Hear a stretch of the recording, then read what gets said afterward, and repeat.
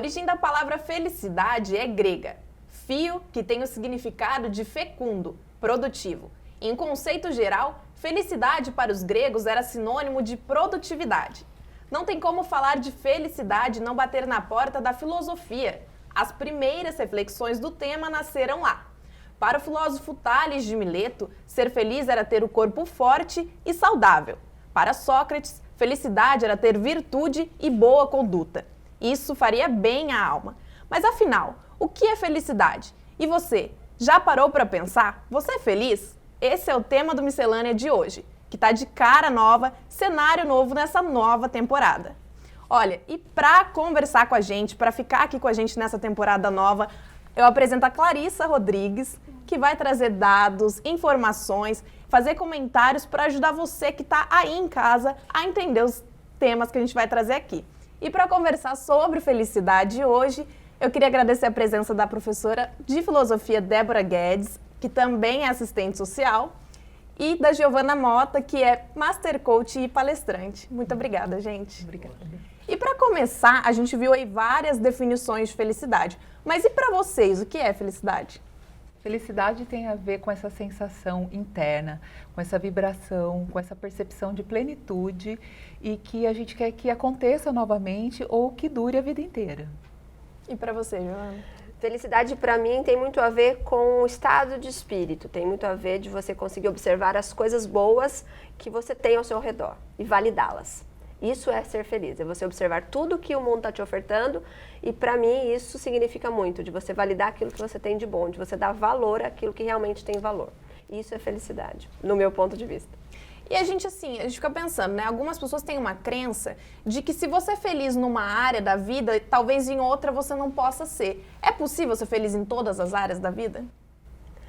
Bem, no meu método de trabalho, sim, é possível a gente viver uma vida sistêmica, abundante e próspera, desde que a gente trabalhe para que isso aconteça, né? Então, assim, nós, dentro do coaching integral sistêmico, nós acreditamos na influência das nossas áreas da vida. Então, o que nós fazemos? Quando eu chego com um cliente e ele chega para mim, Giovana, eu estou com um desafio na minha área profissional. E esse desafio, automaticamente, ele está me desmotivando emocionalmente, ele está me deixando um pouco estressado com meus filhos em casa, ele não está me dando vontade e ânimo para cuidar da minha saúde. Então, isso a gente vê que existe um desequilíbrio, né, nessa vida sistêmica que vai desencadeando uma série de coisas. Porém, quando ele tem consciência disso e ele tem um desejo real de fazer as coisas acontecerem de um modo diferente, automaticamente, quando a gente atende esse ponto que está em desequilíbrio, esse ponto também vai trazendo vibrações positivas para o restante da vida dele.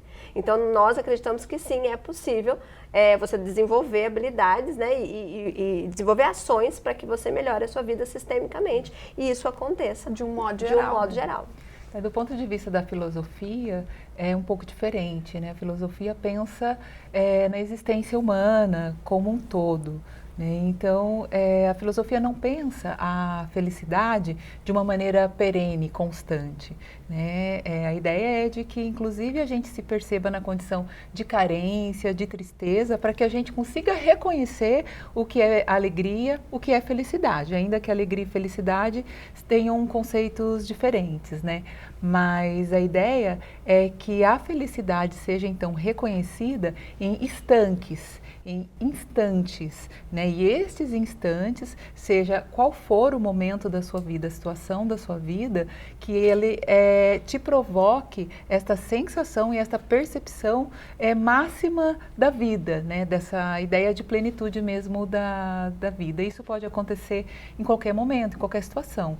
Em um momento que você esteja trabalhando, em um momento que você esteja fazendo uma caminhada, em um momento que você esteja trabalhando, né? E não necessariamente a felicidade tem a ver com esta ideia de produtividade, como em outro momento, na própria história da filosofia, já se pensou, já se percebeu, ou em relação ao contexto social que a gente vive atualmente, né? A ideia de produtividade, ela é fundamental, ela não é essencial, né? Então, eu vou produzir para eu ter dinheiro. O dinheiro, ele é fundamental para a gente sobreviver, mas ele não é essencial para que eu tenha a felicidade.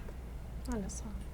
E falando um pouquinho sobre a filosofia e a felicidade, eu pesquisei aqui sobre o Epicuro, que acreditava que a filosofia é o melhor caminho para se chegar à felicidade e que acreditava que esse caminho era se libertar dos desejos. Na opinião de vocês, qual que é a relação entre a felicidade e o consumismo, por exemplo? Eu acredito que tudo que existe a questão. Hoje a gente vive num mundo que a gente precisa ter coisas para realizar, né? A gente não consegue fazer muita coisa hoje, principalmente no próprio investimento, né? Dessa questão de estudo, de família. A gente não consegue fazer muita coisa sem dinheiro, né? Vamos falar do dinheiro, né? Sim. Mas eu acho que tudo em excesso, em desequilíbrio, ele causa dor. E esse é o grande ponto, né? Se a gente for pensar, e isso inclusive dentro do coaching integral sistêmico, quando a gente desenvolve um pouco dessa capacidade que o ser humano tem de olhar para a vida dele com mais sinceridade, e ele estiver aberto para isso, né, com mais transparência, ele vai perceber que tudo que tem muito valor, né, para ele, não tem dinheiro que pague. Então, quando a gente, inclusive, está falando para uma pessoa, né, o que você tem de valor, de grande valor na sua vida? Eu tenho a minha filha, eu tenho meus filhos, eu tenho minha mãe, eu tenho a minha saúde, eu tenho a minha inteligência, eu tenho a minha liberdade, tá? E se eu tivesse todo o dinheiro do mundo para comprar isso hoje, você venderia? Não venderia. Então, né, a partir daí a gente já percebe que nós temos muito valor, né? Nós somos pessoas que temos um poder, uma força muito grande de fazer coisas boas com aquilo que nós já temos, né?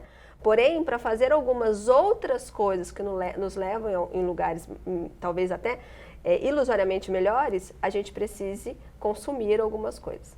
Mas o que eu sempre desenvolvo junto no meu trabalho é assim, aonde que está o desequilíbrio? Aonde que começa a doer? E aí que a coisa começa a que é onde você organiza, isso, trata para que as outras áreas fiquem boas também. Exatamente. Onde que você perde o desequilíbrio é onde começa a doer. E aí onde começa a doer é dito lugar que é onde a gente precisa parar, né? Parar e rever. E para a filosofia, essa questão do consumo? Bom, então, essa questão do consumo para a filosofia, ela é bastante contraditória, né? Porque a ideia da filosofia é o autoconhecimento, é pensar o ser humano como o centro e como o foco, né, de todas as outras coisas que a gente vai adquirir ou fazer. Então, o consumo é, na verdade, um elemento que produz ansiedade, que produz, às vezes, até uma dependência obsessiva, né? E aí faz com que, às vezes, a gente adoeça e fique dependente do consumo por conta dessa sensação de alegria que o fato, né, de estar consumindo alguma coisa momentaneamente te provoca. Ou por causa também dos valores que a sociedade atual traz, a sociedade capitalista, a sociedade consumista, né, apresenta e supervaloriza esse valor de que quem consome, quem tem, é pertencente a ela, é gente. Então isso também faz com que o desejo de estar consumindo para pertencer a esta sociedade, o desejo de estar consumindo para ter novamente essa sensação de alegria, ilusoriamente nos pareça um caminho para a felicidade. E não é. Né? Ela não é. Novamente, assim, a ideia do consumo, ela tem a ver com uma manutenção da vida, né? Uma manutenção da existência, mas fundamental. Então, você vai consumir o quê? Um alimento, você vai consumir uma roupa, você vai consumir uma viagem, mas assim, quando eu penso a minha existência, a existência humana na sociedade, eu pressuponho a existência de outras pessoas, então eu não existo sozinha, né? Então eu preciso de que outras pessoas existam e que elas também estejam minimamente, fundamentalmente bem, né? Então viver em sociedade é a gente se relacionar com outras pessoas. Então não faz muito sentido do ponto de vista da filosofia, né? O que é a filosofia? É você questionar, é você perguntar, é você ir em busca de outras respostas, de outros pontos de vista sobre a verdade. Então, quando eu faço esse movimento reflexivo e percebo que existem outras pessoas que não podem consumir, que não podem se alimentar fundamentalmente, né? Então a ideia de felicidade, ela precisa ser revista. Não adianta eu ter condições de fazer uma viagem para o exterior, de consumir alguma coisa, sendo que nesse exato momento tem alguém morrendo de fome. E a gente entra até numa questão de que é possível ser feliz na pobreza? Então, não é assim, é relativo. Eu diria para você que é relativo, né? Então, o que é pobreza, né? A gente pensar a filosofia, né? A gente precisa, então, antes de pensar se é possível ser feliz na pobreza, a gente precisa ter uma questão aí antes, assim, o que significa a pobreza para a gente? Que pobreza a gente está falando? Se a gente for falar de pobreza, de miséria, por exemplo, a necessidade para se sentir com plenitude, com vida plena, seria, por exemplo, ter um alimento, ter uma vaga na escola, né, ter um transporte público para poder ir trabalhar. Então, é possível ter essa sensação de estar um pouco melhor, né, mínima de satisfação diante das ausências materiais e diante dessas ausências em relação a recursos mínimos que a gente precisa para sobreviver. Mas se o referencial for outro, né, se o referencial for, por exemplo, uma viagem no exterior, um curso, uma formação, né, ou o próprio consumo, talvez não seja possível. Eu diria que para essa pergunta ela não tem uma resposta pronta, né? Ela é relativa. E para você, Giovana? Então, eu tenho uma imagem, uma vez eu coloquei no Google, né? Felicidade, pessoa feliz, né? A foto, a pesquisa era pessoa feliz. Eu precisava de uma foto de uma pessoa feliz. E a primeira foto que apareceu para mim nessa pesquisa, essa imagem que apareceu, foi de uma criança africana com um sorriso largo daqui a aqui, né? E aí eu fui pesquisar para ver de onde era a imagem e era uma criança na África e no meio daquela concentração que a gente sabe de pessoas, né, com extrema necessidade, extrema pobreza, e que eles estavam ali, aquela criançada estava brincando com algumas coisas que eles tinham ganhado, né, ganhado de uma visita, e aí pegaram essa foto que circulou aí o mundo todo, tá lá no Google se você colocar. E aí o que acontece, né? Considerando que a gente pode sim, né, espiritualmente ter satisfação, eu acredito que usando, talvez até para uma criança que isso é muito mais leve, a gente pode sim perceber coisas maravilhosas que nos deixem felizes, mesmo estando em condições muito precárias. Né? Então, e isso, no nosso ponto de vista, principalmente do estudo que eu faço hoje, ser feliz ela acaba sendo uma decisão. Né? Porque eu fui até no encontro do Pat Adams, que ele teve em São Paulo, acho que uns 3 anos atrás, e ele falou que ele passou por muita dificuldade, com 18 anos ele decidiu não sofrer mais.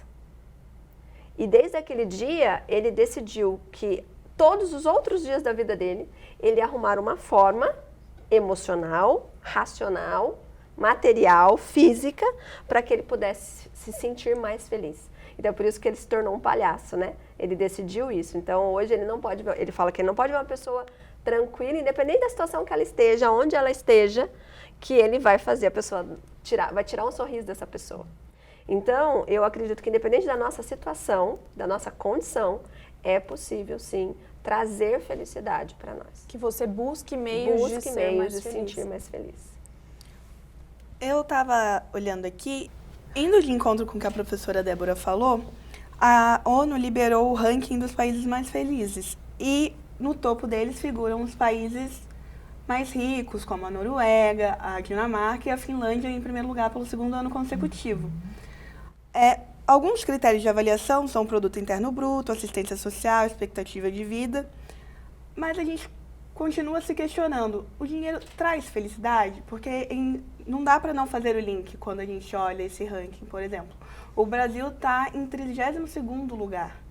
Então, é levantado esse questionamento. Sobre a questão se o dinheiro traz felicidade, eu acho que aí do ranking que você leu, são vários critérios, né? A questão do produto interno bruto é um deles. A assistência social é um também que você citou, né? Então, aumento da expectativa média de vida e a assistência social, aumento da expectativa média de vida, por exemplo, só são possíveis não graças ao consumo, mas graças à oportunidade de uma boa governança de um Estado. Então, estes países, eles são de primeiro mundo não só porque são países ricos, mas porque também a questão da forma social que o país acontece, né, acontece de maneiras que eles oferecem oportunidades e inclusão para todas as pessoas, né? Não são países que promovem segregação, ao contrário, né? Eles garantem que as pessoas consumam e tenham condições de consumir. Então, a oportunidade, eu diria que ela é um elemento ainda mais importante do que a questão do dinheiro. Eu volto a falar. O dinheiro, ele é fundamental, mas ele não é essencial, né? A oportunidade, por exemplo, é essencial. Se a gente pensar oportunidade, dinheiro sendo a consequência para essa oportunidade, aí sim eu diria que a gente poderia pensar em felicidade aí também. E é cada vez maior o número de pessoas com depressão e ansiedade. Esse aumento, ele tem relação com a busca de uma felicidade que é apresentada para a sociedade atualmente? Eu acredito que eu como coaching, nós não tratamos depressão, ponto, ok? Coach não trata depressão, isso é muito importante a gente deixar claro, né? Mas o que a Giovana percebe, principalmente nos cases que hoje eu tenho tido, que as doenças emocionais, elas evoluíram muito, né? Então, hoje a gente tem até o nome, né? Surgiram muitos outros nomes, antigamente a gente eu com 40 anos hoje, eu lembro que quando eu tinha 15, 20, a gente não ouvia tanto o nome da depressão, né? E hoje isso está muito mais evidente. Então, eu acho que a exigência aumentou, sim, muito essa necessidade nossa de busca por aprovação. E eu acredito que isso tenha resultado, sim, no aumento tanto de depressão, ansiedade, estresse e outros, né, distúrbios emocionais que a gente sabe que existem, né? Eu penso parecido nesse aspecto. Eu acho que a gente vive um momento atual que tem elementos externos que são elementos muito determinantes na forma da gente se perceber na vida, né, e na sociedade como um todo. Então, eu penso que hoje em dia a gente vive numa sociedade que ela cobra muito, né? Ela é muito exigente e ao mesmo tempo que a gente convive com esse excesso de exigência, nós convivemos também com o contato com uma possibilidade calma, perdi meu raciocínio. Não tem problema. Tá. Bom, em relação a essa questão, eu penso parecido, né? Me parece que a gente vive atualmente numa sociedade que cobra muito, né? Que é muito exigente em todos os setores, mas ao mesmo tempo nós vivemos também hoje tendo acesso a uma diversidade, a um horizonte de possibilidades do ser, né? Então eu imagino que essas doenças de saúde mental tem a ver com a história de vida que o indivíduo traz, né, desde a sua existência, dentro da sua família, e o conflito que isso pode acontecer quando a pessoa começa a conviver com esse montante de possibilidades, mas ao mesmo tempo em uma sociedade que é coercitiva, né? Então você tem a idade para casar, você tem a idade para namorar, a idade para ter filho, uma série de exigências.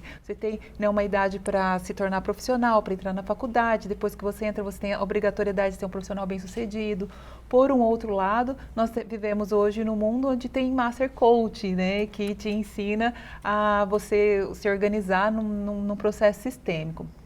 Então, eu acho que aí está a grande questão, né? E eu entendo que não é uma busca pela felicidade, mas eu acho que é uma busca para corresponder com essa grande expectativa que a sociedade atual nos coloca. E falando sobre depressão e ansiedade, a gente foi conversar com o Vinícius, que passou por esse problema. Mais ou menos quando eu tinha 8 anos de idade, eu comecei a sofrer algumas certas agressões físicas e verbais na escola. Então eu comecei a ver que eu me tornei mais agressivo, ter mais tristeza durante o dia, durante a semana. Só que eu achava que isso era coisa normal, que isso era coisa do meu crescimento. Não imaginava que era uma coisa que era depressão, que eu estava começando a ter depressão.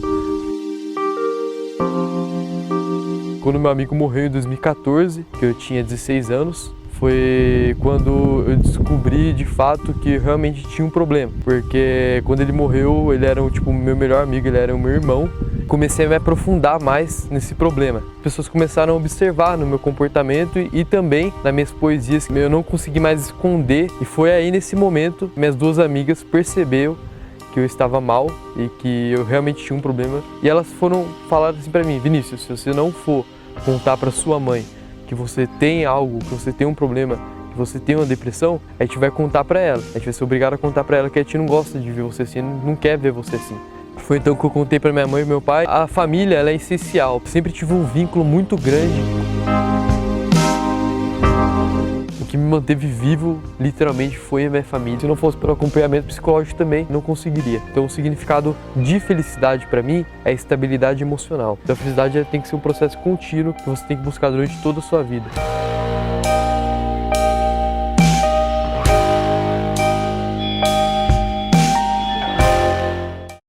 E olha como foi bom aí a gente ver a história do Vinícius, né? E aí a gente vendo uma história como essa, a gente questiona, só é possível ser feliz quando você passa por um momento muito profundo de tristeza? Existem outras formas da gente viver a felicidade, mas quando você vivencia uma experiência de tristeza, fica mais claro e evidente o reconhecimento do que é a felicidade. Então, o estado de carência, né, faz com que a gente necessite da felicidade e reconheça o que é felicidade. Então aí você começa a evocar lembranças positivas, aqueles instantes que você viveu em algum momento, em alguma situação que você queria que tivesse acontecendo o tempo todo, a vida inteira. E para você, Joana? Eu acho que a tristeza, né, em si, hoje até estudando um outro tema, a gente estava falando do fundo do poço, né? O que a gente tem para fazer quando a gente está no fundo do poço? E a única coisa que a gente pode fazer quando a gente está no fundo do poço é olhar para cima, né? E essa questão do olhar para cima é quando a gente vê as infinitas possibilidades que o mundo tem. A natureza, o colorido do mundo, as pessoas que estão à nossa volta, né? Então, assim, a gente fala que o fundo do poço ele é um lugar muito interessante até para a gente entender que é possível fazer diferente. Então, isso é um convite, né, da vida, falar assim, vamos que tem coisa para fazer, olhar que tem muita coisa para viver vamos que ainda, você né? tem, você pode fazer isso diferente. Então, eu acredito que a tristeza ela é um convite para você reavaliar e transformar. Esse é um grande... E o ser humano ele tem isso, né, essa possibilidade de mudança muito rápida, né? A gente pode mudar muito rapidamente, desde que a gente esteja aberto para, como a professora vê, olhar tudo, né, perceber tudo, e querer algumas coisas diferentes. Eu acho que ir aprendendo cada vez mais. Com né? certeza. Gente, o papo tá bom, a gente vai para um rápido intervalo e a gente volta já já.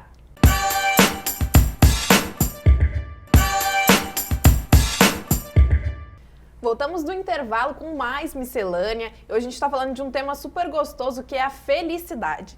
E bom, a gente estava comentando aqui no intervalo, a Débora comentou que para a filosofia tem sim uma fórmula para alcançar a felicidade. Qual que é essa fórmula, Débora? Tem uma fórmula que ela é até assim um motivo de comentário e graça dentro da área da filosofia, de quem é do métier, mas a ideia é assim, você pensar realidade menos expectativa, né? Então, realidade menos expectativa igual a felicidade. E para você, Giovana, para o coaching tem uma fórmula? A gente fala no coaching que não existe felicidade sem o sentimento de gratidão. Né?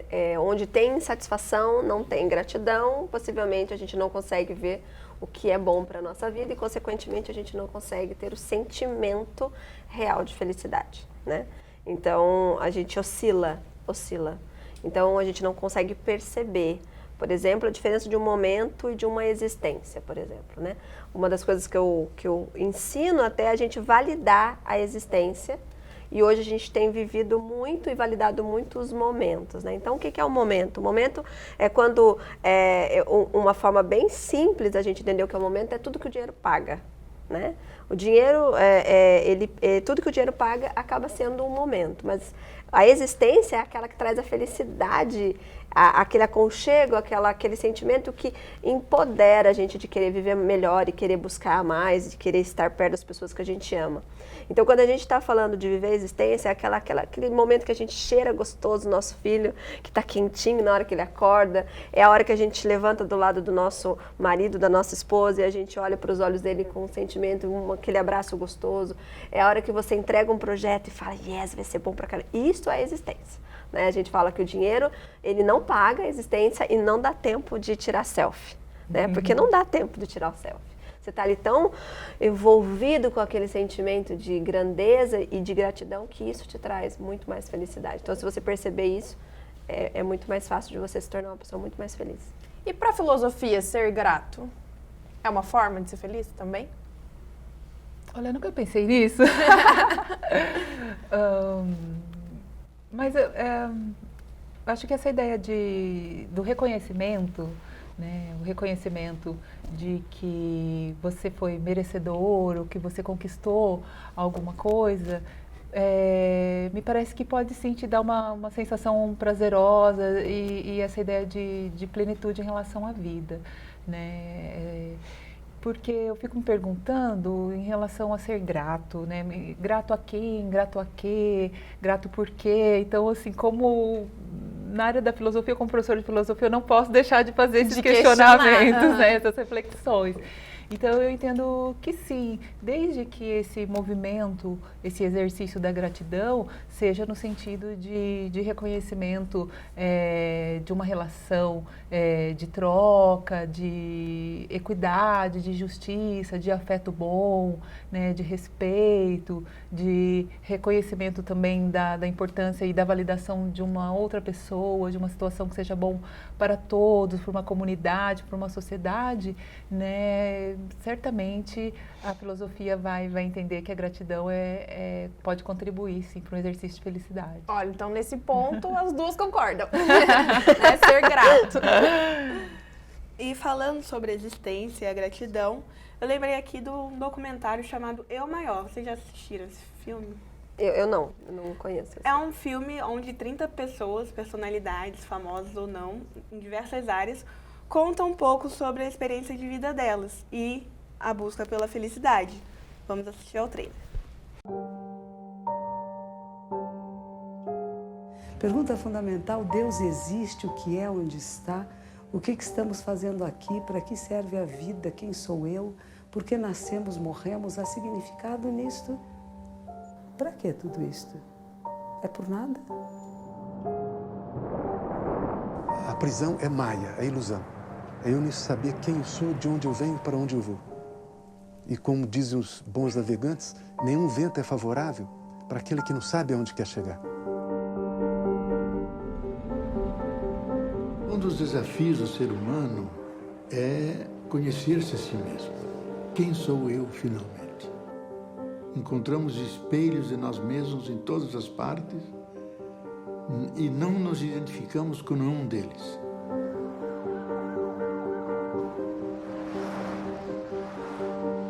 Quanto mais a gente conhece sobre as coisas, mais a gente desconhece também, mais perguntas surgem. E essa questão está ligada profundamente com a questão de quanto a gente pode conhecer do mundo.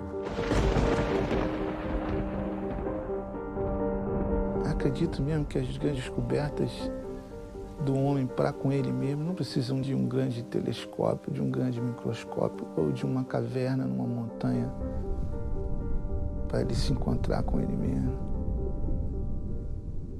Deve ser mais corriqueira essa procura.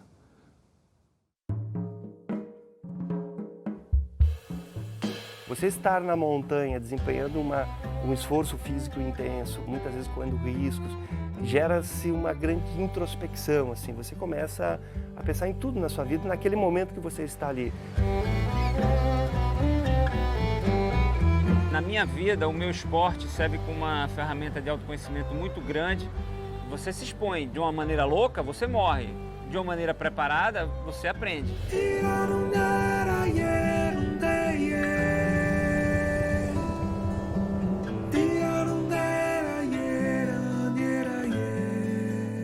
Eu cheguei aonde cheguei, porque tudo que planejei deu errado. E a pura verdade. Ao contrário do que muita gente imagina, a gente não nasce pronto e vai se gastando. A gente nasce não pronto e vai se fazendo. O revelador acontece num momento muito fugaz.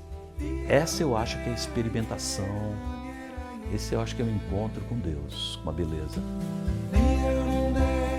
Nós somos únicos, ainda que iguais.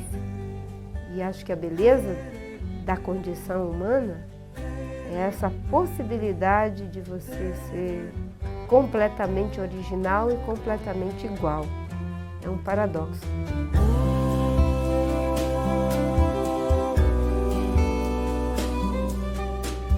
Mas é isso, né? A vida é uma eterna mochila. Pega a tua mochila e vai, né?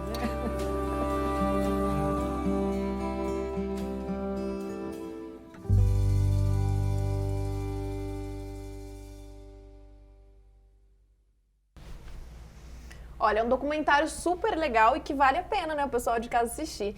E a gente vê que tem pessoas de diversas áreas que falam sobre o que é felicidade. Por exemplo, a Monja Coen, ela fala muito dessa questão espiritual. A espiritualidade, ela tem a ver com a felicidade também? De que forma? Então, o Giovana falando, né, e dentro da metodologia do coach integral sistêmico, a metodologia, ela tem um fundamento cristão, né, judaico-cristão. Tanto que a nossa base, até um pressuposto técnico para nós, a gente fala, né, que eu vim ao mundo para que a gente tenha vida e vida em abundância. Esse é um pressuposto técnico dentro da metodologia. Então, nós acreditamos que a espiritualidade, ela colabora muito, muito para que eu me sinta pertencente, apoiado e muito mais amado e estimulado a viver uma vida de oportunidades. Então, isso para nós, a espiritualidade é importante, sim. Inclusive, ela é um dos pilares que nós cuidamos dentro do coaching integral sistêmico, né? Ela é um dos pilares, inclusive, bem importantes do coaching integral sistêmico.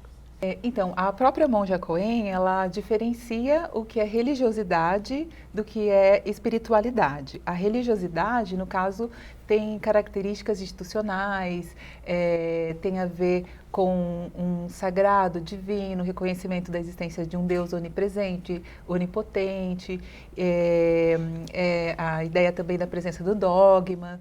A espiritualidade tem relação com esta predisposição a ter atitudes positivas, a ter ações positivas, a perceber e ver mais o lado bom da vida, das coisas, né? Por isso, talvez você pode ver uma imagem de uma criança na África sorrindo. Então, é uma predisposição daquele indivíduo, daquela pessoa, né?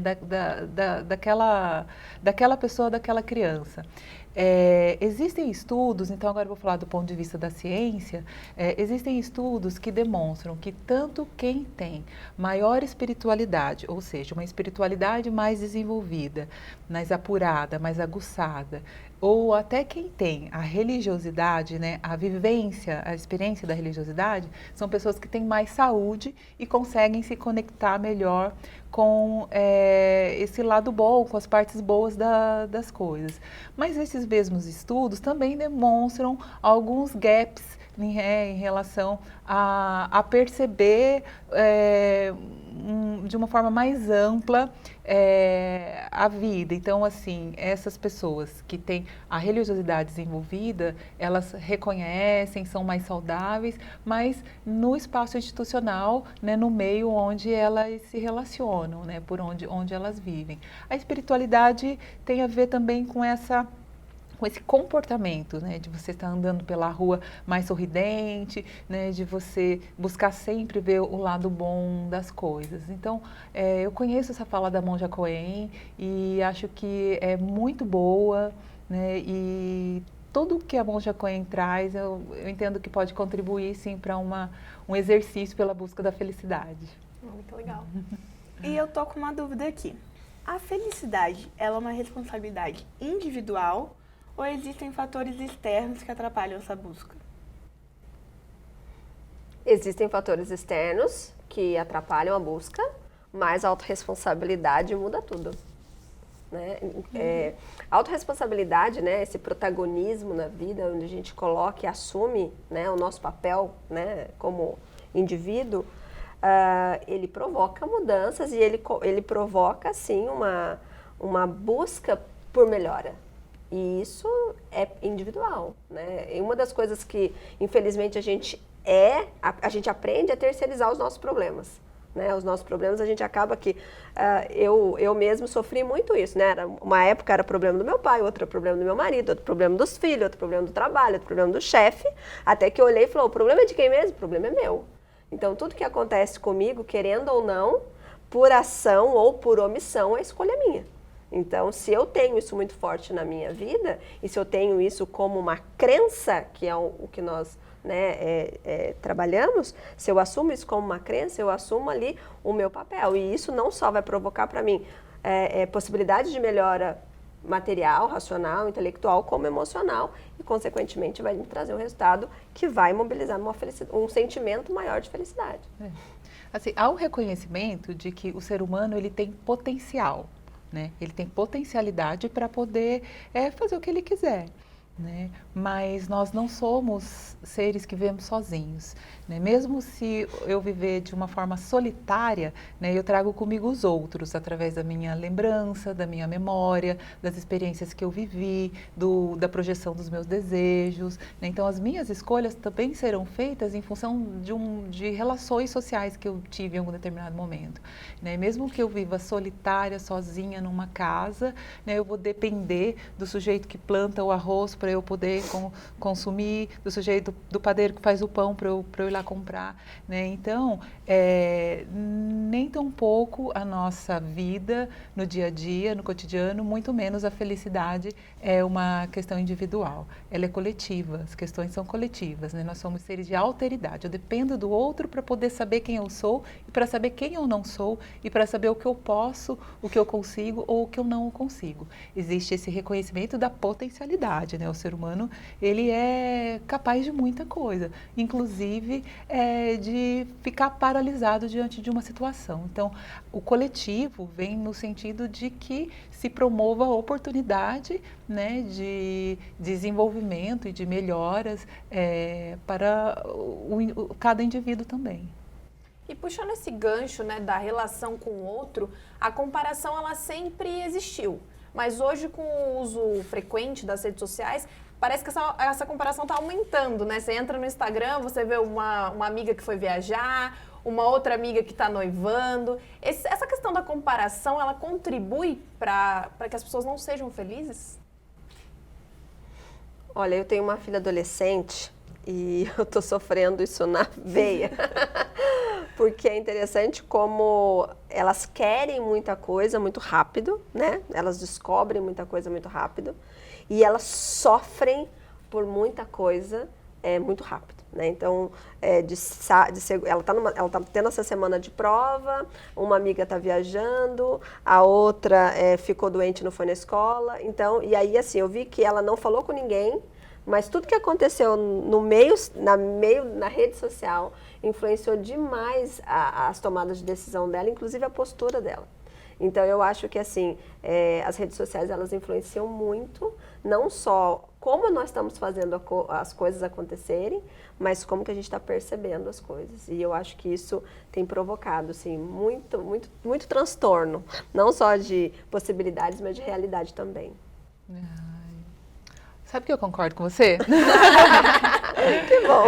Eu acho assim, a tecnologia uma coisa maravilhosa. É maravilhosa. Eu acho que a tecnologia, ainda que tenha chegado por meio da globalização, mas é uma coisa maravilhosa. E eu entendo assim que agora, na contemporaneidade, nós não estamos preparados para lidar, né, assim, com a rapidez, né, com a velocidade que a tecnologia, especialmente das redes sociais, estão acontecendo, e nós também não temos condições para lidar com as consequências da afetação que esta realidade provoca em todas as faixas etárias. Em todas as faixas etárias. Eu trabalho com pessoas idosas, eu vejo isso. Então, eu entendo que a comparação, ela faz parte do ser humano, faz parte da convivência, mas tem aumentado essa ideia de provocar a necessidade de pertencimento, né, de acompanhar a velocidade da rede social, né, de se sentir gente reconhecido nesse meio. Né, o meio social, é o meio da rede social, é uma rede. Né, então, ou você está dentro da rede ou você está fora da rede. Então, eu imagino que ela não tem, assim,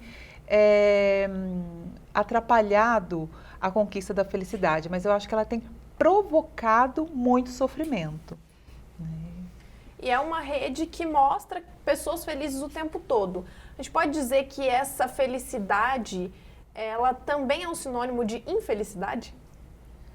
Eu não acho, sabia? Eu não acho que necessariamente.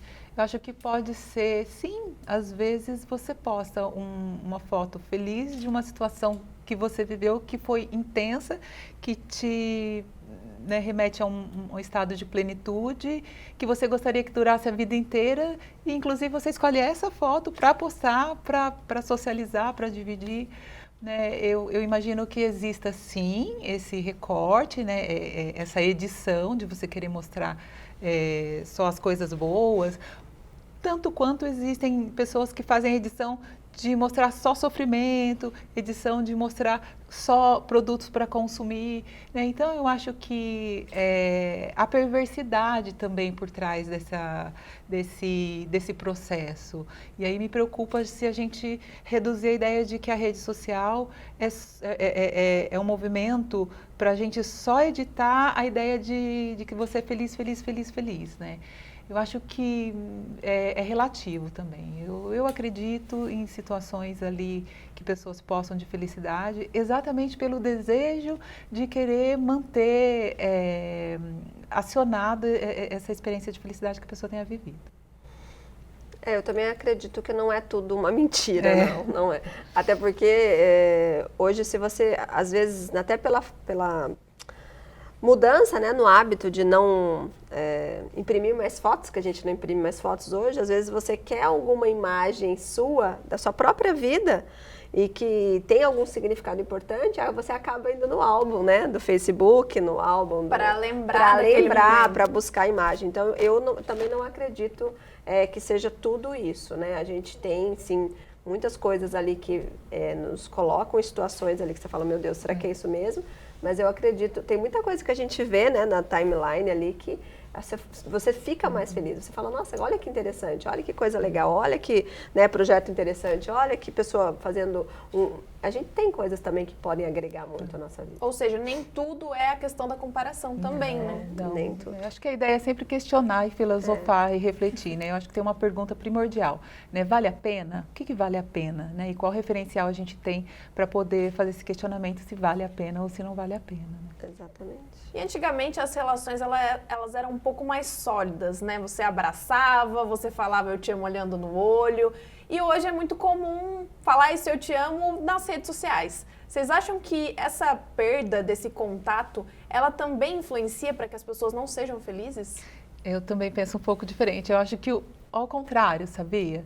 Não sei se eu estou sendo muito espiritualizada aqui, mas eu acho que assim, a rede social, ela abriu uma possibilidades. Então, na rede social você coloca coraçãozinho, você ama, você diz, você tá linda, você é maravilhosa, você é diva. E isso fez um movimento, eu acho que este fenômeno fez com que a gente também tivesse mais coragem para fazer isso também pessoalmente. Talvez a gente faça com mais recorrência na rede social, por conta do movimento da vida fugaz que a gente tem, né? Então, talvez a gente tenha menos oportunidades de fazer isso pessoalmente, mas eu acredito que a gente tem tido mais coragem de fazer isso pessoalmente. Eu concordo também. Eu acho que a gente aprendeu a demonstrar amor, né? Até porque antes era até eu penso quando eu era menina, minha mãe falava, olha, não vai se expor, né? Não vai, cuidado com o que você vai falar. E hoje a gente consegue ter um pouco mais de liberdade, né? Então, hoje a gente fala eu te amo com a boca mais cheia, né? Antigamente você ficava meio assim, né? Eu te amo, né? Hoje não, hoje você fala, você desenha, você grita. Então, eu acho que não tem essa não ter essa desvantagem, né? Eu acho que existe até um impulsionador para que o... Foi um empurrãozinho, né? Para que o amor aconteça. E essa discussão sobre a felicidade chegou no ensino superior. A Universidade de Brasília criou uma disciplina sobre a felicidade inspirada em Yale e Harvard. E eu levanto um questionamento curioso aqui. A felicidade pode ser ensinada? Eu acho que sim, por que não? Né? Se eu tenho uma coisa boa que me faz feliz, eu não vou querer compartilhar com você? Normalmente a gente faz isso, não faz? Quando eu tenho uma coisa legal, um restaurante que eu vou, uma roupa que eu compro, uma coisa que eu descubro que é até uma receita, às vezes, né? A gente não quer compartilhando. Falando, né? Eu acho que é possível, sim. E existem algumas coisas, alguns ensinamentos muito interessantes, até da própria filosofia e de várias outras linhas de estudo que podem ajudar muito a gente a melhorar a nossa vida. Demais, né? Hoje em dia não tem mais limite, né? Para o aprendizado. Eu acho que a felicidade não pode ser ensinada, mas eu acho que a gente pode descobrir como que o nosso cérebro funciona, como que as nossas emoções são construídas, né? Como que o nosso organismo reage, inclusive quimicamente, em vivências, em experiências de felicidades. E talvez a gente possa, nesse sentido, se desenvolver e aprender com essas experiências e fazendo escolhas no dia a dia, diante das possibilidades que a gente tem para escolher, ter vivências e experiências que se aproximem com essa sensação boa. Né? Então, nesse sentido, eu entendo que a ciência tem contribuído bastante. Existem várias profissões, né, muito relevantes hoje em dia, e aí eu entendo que o autoconhecimento, com profissionais capacitados, né, que dominem bem esse funcionamento do organismo, das emoções, do autoconhecimento, são profissionais que podem contribuir imensamente para que a pessoa escolha, repita e vivencie cada vez mais sensações prazerosas que, né, remetam a essa ideia de estar mais plena, de estar mais feliz.